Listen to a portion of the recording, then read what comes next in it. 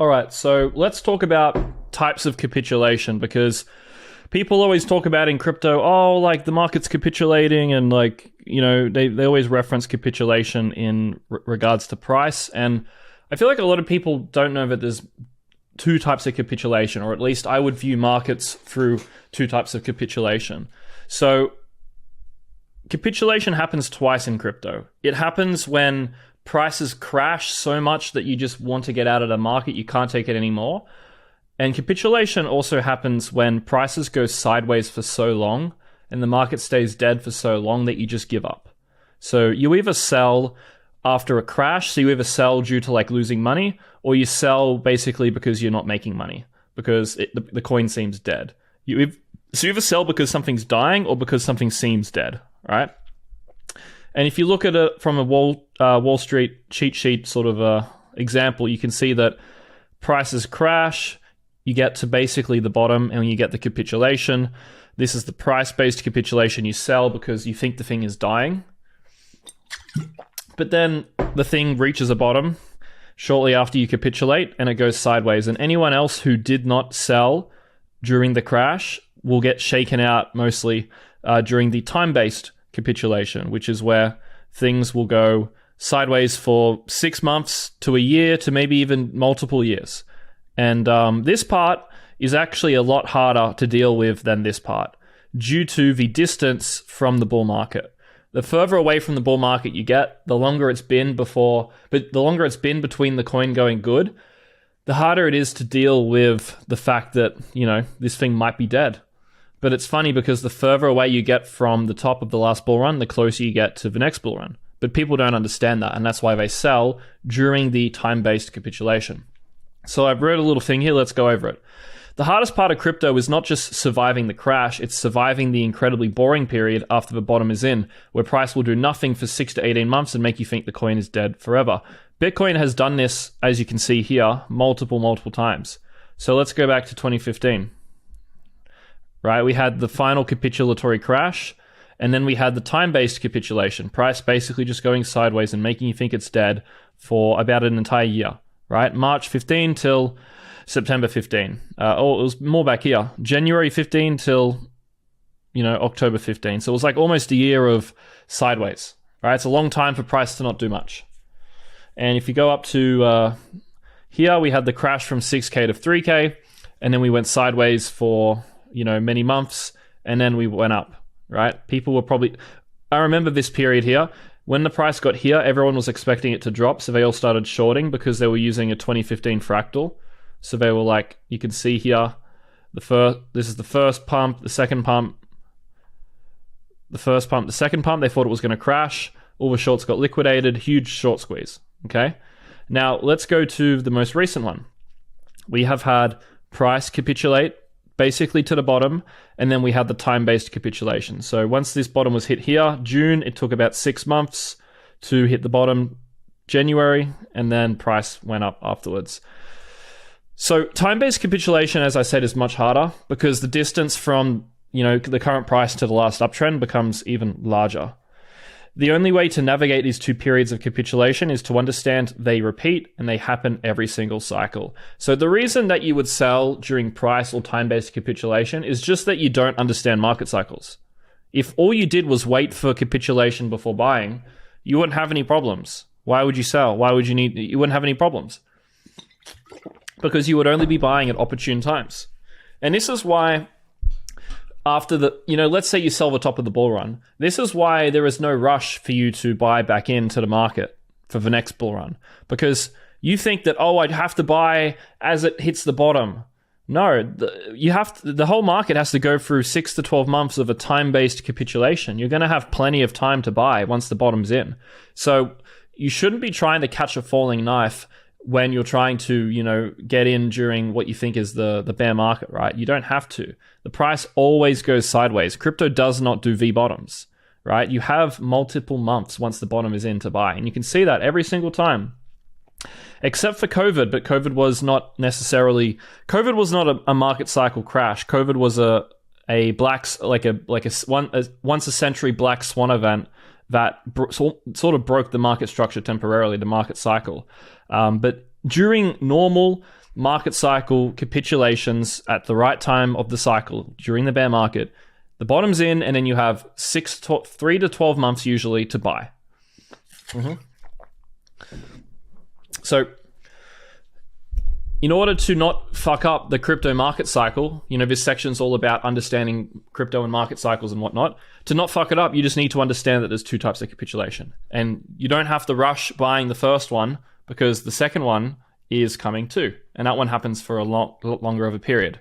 And especially for altcoins, like look at certain altcoin charts. They are going sideways for a lot longer than crypto, than Bitcoin, because Bitcoin is the first one to rally. So the alts generally have like an extra 6 months of sideways action. I'm trying to think of a chart that I could show you. I guess XRP is a good example.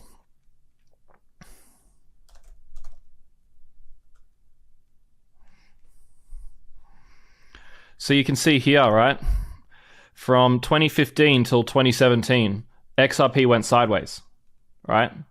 That's also a large attribute to why it pumped so much. And we're going to get into why that is later. So you can see that, altcoins tend to go sideways even longer. So it's even less important to buy a crash on your favorite altcoin. The longer the time-based capitulation goes on, the smarter, wiser, and stronger the holder base becomes.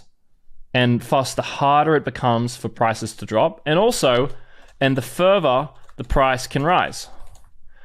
Anyone buying during price-based capitulation and time-based capitulation is going to sell at much higher prices, right?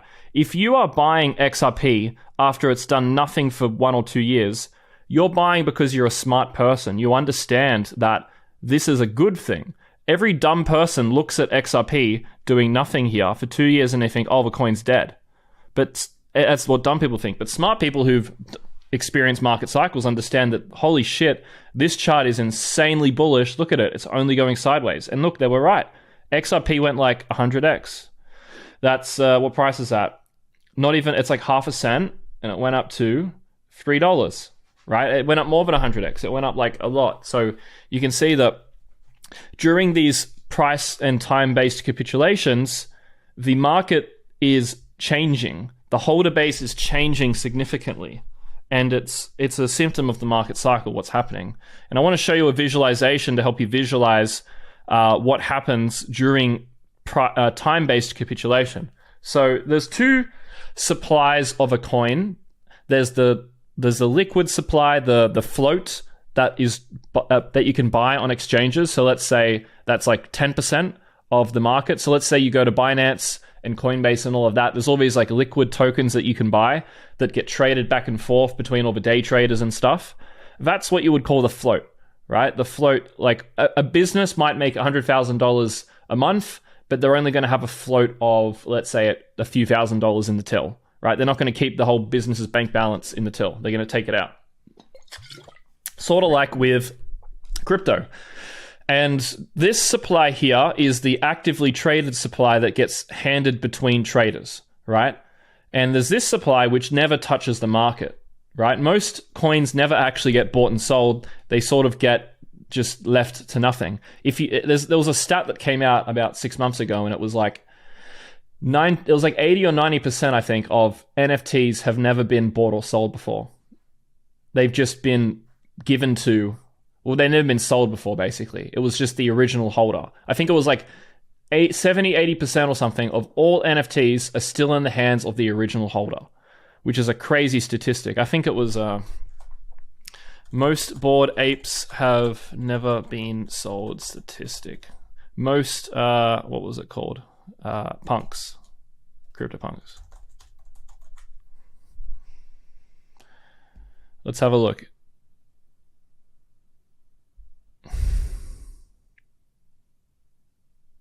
So for example, like this punk, no, I do not want to connect my wallet.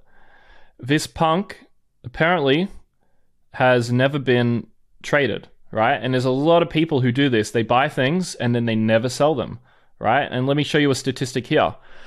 You can see here that long-term holders supply as a percentage of circulating supply. So 75% of all Bitcoins are now in the hands of long-term holders, meaning that most people have been holding this thing for a very long time, right? And that is to show you that most coins never actually get traded. Most NFTs never get traded. Most stocks never move. They sort of just exist in dormancy, right? I would call it the dormant locked away supply. And so a time-based capitulation, what is going on in the background with these two things is that the available supply is shrinking and the dormant supply is increasing. Because what's happening is that people are looking, let's say, at the XRP chart, and they see, oh, wow, this thing's in an accumulation range. It has lots of good news coming out. The team's developing, working hard. The bull run's coming back soon. Fed's lowering interest rates. They see that this coin has a bright future. And so what they do is they buy up the available supply that they can, and then they move it over to their ledger, or they take it off the exchange or whatever it is, and they hold it in a dormant state. They stake it, whatever they do, right? They lock it up, whatever they do. And that process is what is called time-based capitulation. It is the process of the weak hands selling and the coins going into the strong hands. People talk about that a lot, right? Bottoms form when weak hands sell to strong hands, and tops form when strong hands sell to weak hands, right? So let me show you a bit of a better visual here. So at the top of a bull run, you have a large tradable float which was created by the dormant locked supply selling. And you can see that in this photo here, right? 2018, the beginning of 2018, was the lowest point of long-term holders. Why was that? Well, during the entirety of this bull run, coins were moving from the dormant supply of the long-term holders into the hands of the tradable float, the people on exchanges. Now, because new people are constantly entering Bitcoin during this uptrend of 2017, the price didn't immediately top. But the impact of the coins moving from the dormant supply to the tradable supply has a very significant impact once that demand coming in, that crazy level demand, starts to fizzle out a bit. And the people who are coming into the market are not necessarily smart investors. So these people are not necessarily buying here and moving it here, right? A lot of them are more traders, or they're maybe a holder that's not necessarily long-term. They're just trying to make a 2x, or they're the type of person who will buy something and then sell the bottom. So these are not strong hands. The further you get into a bull run, the more tourists that enter the market, the weaker the hands that they have, the more chance that they sell, at a low price. And that impacts the quality of the price of the holder base of the coin, right? The later in a bull run, the higher the coin price goes, the lower the quality of the holder base, because you're getting the tourists, the dumb people who don't know what they're doing. And so you can see here, it's a movement this way. Now, at the top of a bull runs hit a top because enough of the dormant lock supply, this is priced during time-based capitulation. So at the bottom, the tradable float shrinks as the long-term holders accumulate, expecting, an uptrend to form, right? And this is why looking at the chart to determine what to do is really important, because when you look at a chart, every single person who holds the coin is also looking at the chart. And so if the chart looks a certain way, the people who have the most coins, who are the smartest people, are going to make decisions based off of what they see. So let's say, for example, XRP, right? It's gone absolutely ballistic up here.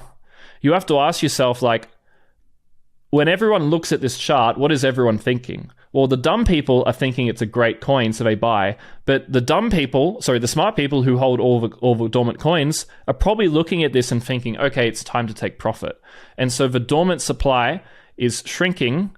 It gets smaller as the price goes up more and more and more, as this chart looks worse and worse and worse in the eyes of the smart people who know that they